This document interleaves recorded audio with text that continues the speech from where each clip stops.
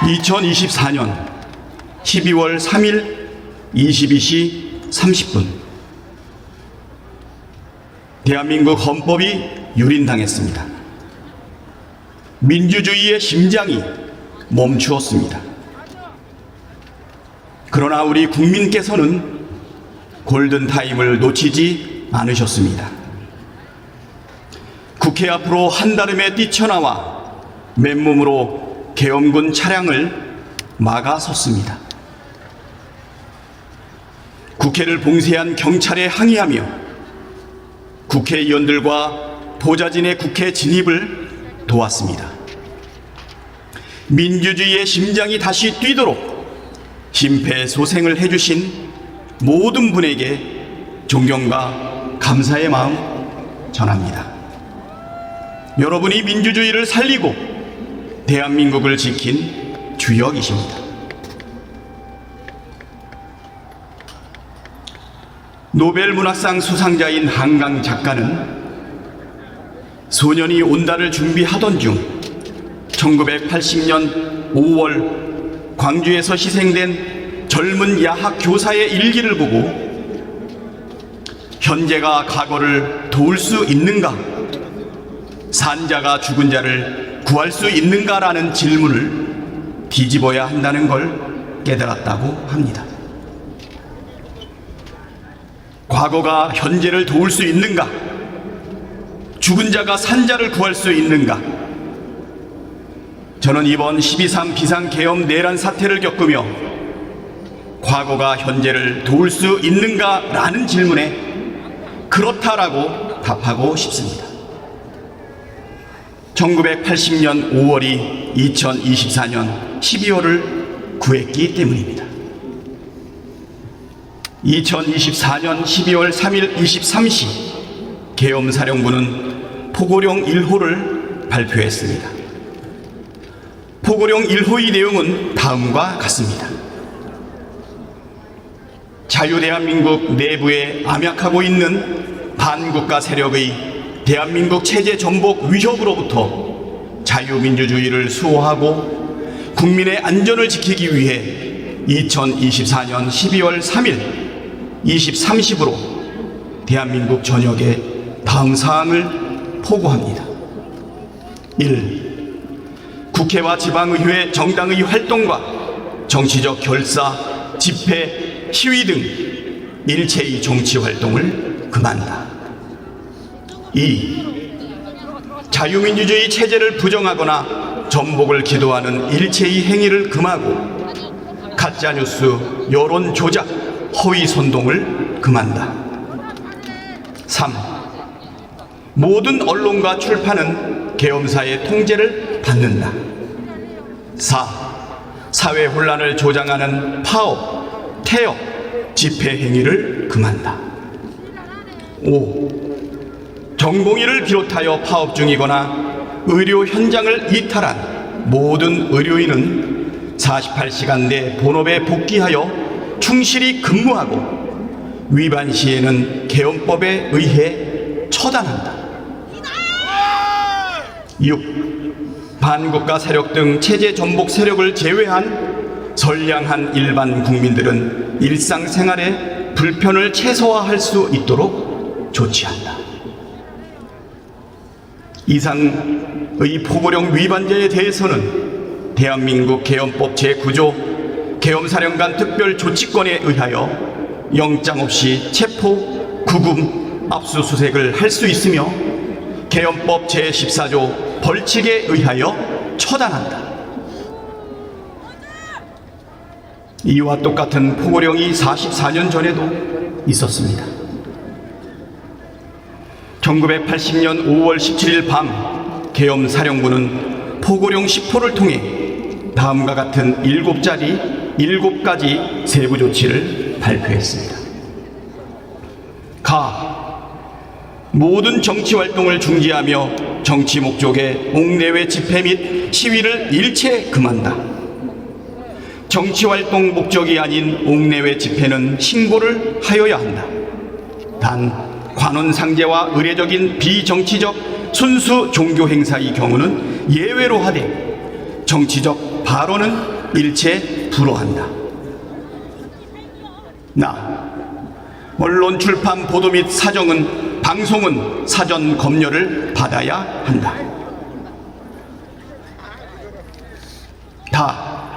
각 대학은 당분간 휴교 조치한다. 정당한 이유 없는 직장 이탈이나 태업 및 파업 행위를 일체 금한다. 유언비어의 날조 및 유포를 금한다. 유언비어가 아닐지라도 전현직 국가원수를 모독 비방하는 행위, 국계와 동일 주장 및 용어를 사용 선동하는 행위, 공공집회에서 목적 이외의 선동적 발언 및 질서를 문란시키는 행위는 일체 불허한다. 국민의 일상생활과 정상적 경제활동의 자유는 보장한다.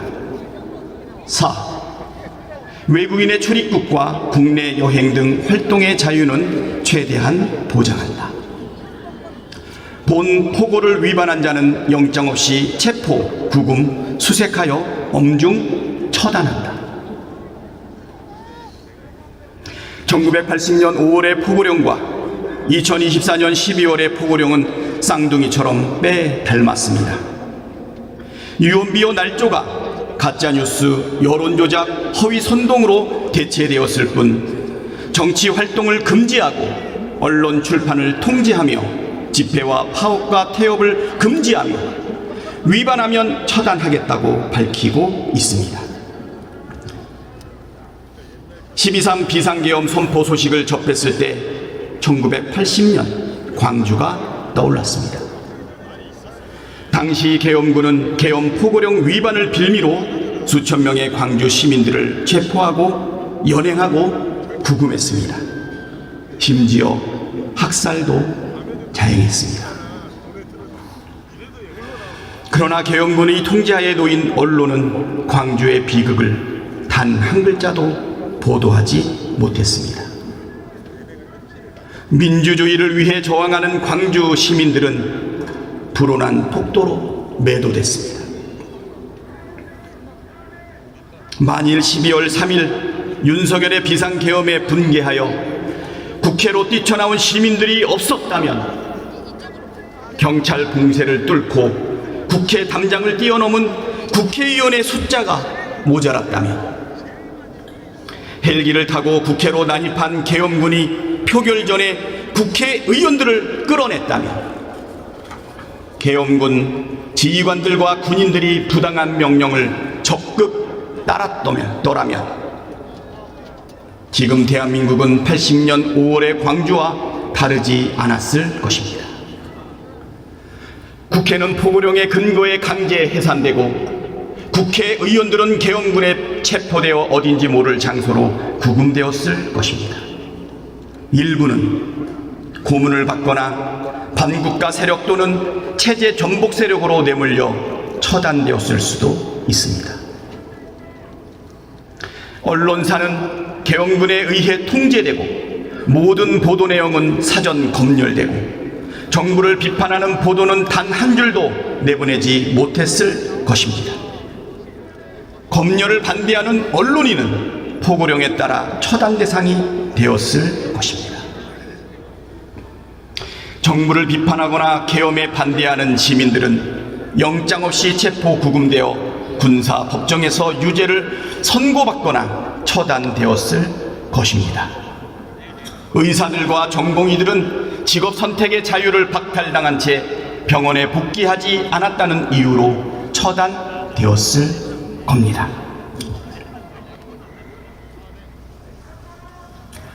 우리가 아는 계엄, 우리가 실제로 겪었던 계엄은 바로 이런 것입니다. 상상만으로도 아찔한 비상계엄이 실제로 선포됐을 때 1980년 5월 광주는 2024년 12월에 우리를 이끌었습니다. 44년 전 고립무원의 상황에서도 죽음을 각오하고 계엄군과 맞섰던 광주 시민들의 용기가, 그들이 지키려 했던 민주주의가 우리를 움직이는 원동력이었습니다. 과거가 현재를 도왔고 죽은 자가 산 자를 구했습니다. 대한민국의 민주주의는 광주에 큰 빚을 졌습니다. 존경하는 선배 동료 의원 여러분, 12상 비상계엄은 명백한 위헌이며 중대한 법률 위반입니다. 헌법이 정한 비상계엄의 절차와 요건을 전혀 갖추지 못했으며 헌법의 내란죄, 직권남용 권리행사죄, 특수공무집행 방해죄 등과 같이 국민의 생명 및 안전, 국가의 존립과 기능, 국민 주권주의, 민주주의와 법치주의를 침해했습니다. 헌법 제77조 제1항은 계엄의 요건을 전시, 사변 또는 이에 준하는 국가 비상사태에 있어서 병력으로서 군사상의 필요에 응하거나 공공의 안녕 질서를 유지할 필요가 있을 때로 규정하고 있습니다. 그러나 전시나 사변, 이에 준하는 국가 비상사태는 없었습니다. 계엄을 선포한 때에는 대통령은 지체 없이 국회에 통고하여야 한다는 헌법 제77조 제4항도 지켜지지 않았습니다. 비상계엄을 수개월 전부터 치밀하게 계획하고 준비했으며 북한에 무인기를 보내 북한의 도발을 유도하고 우물풍선 원점 타격으로 인위적 전시 상황을 조성하려 한 정황은 애초부터 비상계엄이 요건을 갖추지 못한 명백한 위헌이었다는 사실을 보여줍니다. 계엄군과 경찰은 헌법기관인 국회의 기능을 마비하고 헌법기관인 국회의원을 체포해 계엄 해제 의결을 막으려 했습니다. 비상계엄이 선포된 뒤 경찰은 국회를 봉쇄해 국회의원과 보좌진의 국회 출입을 방해했습니다.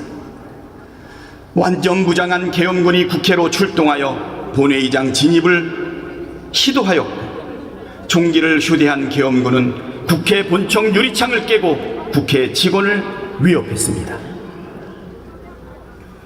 무장한 계엄군과 경찰은 국가선거 사무를 총괄하는 중앙선거관리위원회 총사와 연수원 등을 점령하여 출입을 통제하고 당직자의 휴대폰을 압수했으며 통합선거인명부 시스템 서버를 촬영했습니다. 계엄작전에는 최정예 북파 공작원이 투입됐으며 계엄군은 체포될 인사들을 수감할 장소를 물색했고 법무부는 체포될 정치인과 언론인 등을 수감하기 위하여 장소를 마련하려고 했습니다. 즉 12.3 비상계엄 선포는 위헌 위법할 뿐만 아니라 대통령이 자신의 권력을 유지하기 위해 군대를 동원해 국민 주권을 찬탈하고 행정 권력뿐만 아니라 입법과 사법 권력까지 장악하기 위해 벌린 내란 행위입니다. 윤석열은 이 내란을 진두지휘한 내란의 우두머리입니다. 윤석열은 특수전 사령관과 수도방위 사령관에게 전화를 걸어 상황을 직접 점검했고 국회의원 체포를 직접 지시했으며 위헌 위법한 포고령까지 직접 검토했습니다.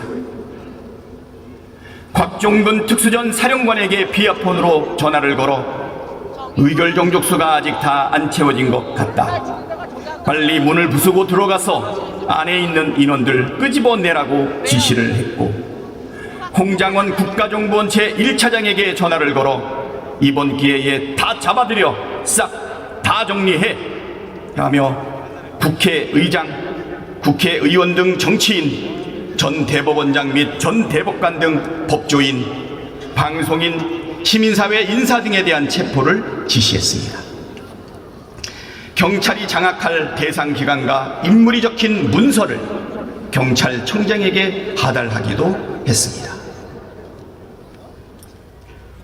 존경하는 선배, 동료, 의원 여러분, 12.3 비상계엄 내란 사태로 무너진 헌정질서를 바로 세우는 것이 국회의 책무입니다. 윤석열은 12 3비상계엄 내란을 일으켜 헌정질서를 마비시켰습니다. 헌정질서를 파기한 윤석열을 탄핵하는 것은 헌정질서를 회복하는 길입니다. 국회는 헌정질서 회복을 위해 헌법이 부여한 권한으로 윤석열의 직무를 정지시켜야 합니다. 이 길이 비상계엄 사태를 가장 빠르고 질서 있게 수습하는 방법입니다. 윤석열은 정상적 직무 수행이 불가능합니다. 12월 3일 위헌 위법한 비상계엄 선포와 12일 대국민 담화에서도 드러난 것처럼 극단적 망상에 사로잡혀 이성적 사고와 합리적 판단이 불가능한 상태입니다. 즉각 직무를 정지시키지 않는다면 또다시 어떤 무모한 일을 저지를지 알 수 없습니다. 당장 직무 정지시키는 것이 바로 국민과 나라를 위한 길입니다. 윤석열은 대한민국 최대 리스크입니다. 12.3 비상계엄 내란 사태는 우리나라의 경제, 외교, 안보, 국격에 큰 충격파를 가했고 지난주 탄핵이 불발하면서 위기는 더욱 증폭되었습니다. 다시 탄핵안이 부결된다면 대한민국은 회생 불가능한 상태로 진입할 것이 자명합니다. 미국을 비롯한 전 세계 자유민주국가들이 대한민국의 헌정질서 파괴와 민주주의 위기에 대해 심각한 우려를 표명하고 있습니다. 탄핵안을 가결함으로써 대한민국의 헌정질서와 민주주의가 정상적으로 작동하고 있음을 전 세계에 보여주어야 합니다. 국민의힘 의원 여러분, 마지막 기회입니다. 역사의 문을 뛰쳐나가는 힘의 옷자락을 붙잡으십시오. 헌법 제1조 1항 대한민국은 민주공화국이다. 제1조 2항 대한민국의 주권은 국민에게 있고 모든 권력은 국민으로부터 나온다. 헌법 제46조 2항 국회의원은 국가 이익을 우선하여 양심에 따라 직무를 행한다.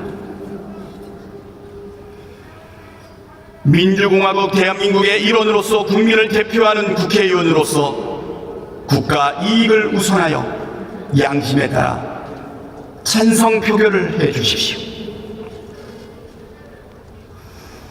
국가적 위기 앞에 당리당략을 앞세우는 것은 국민에 대한 반역이자 헌법상 국회의원의 직무를 저버리는 행위입니다. 엄중한 시국의 절박한 심정으로 호소드립니다. 대한민국의 명운이 국회의원 한 분 한 분의 선택에 달려 있습니다. 탄핵에 찬성함으로써 헌정질서를 파괴하는 자는 반드시 단죄받는다는 역사적 교훈을 남겨주시길 호소드립니다. 탄핵에 찬성함으로써 대한민국의 모든 권력은 국민으로부터 나온다는 헌법 정신을 실현해 주시길 호소드립니다. 탄핵에 찬성함으로써 대한민국의 민주주의가 굳건하다는 점을 세계 만방에 보여주시기를 호소드립니다. 고맙습니다.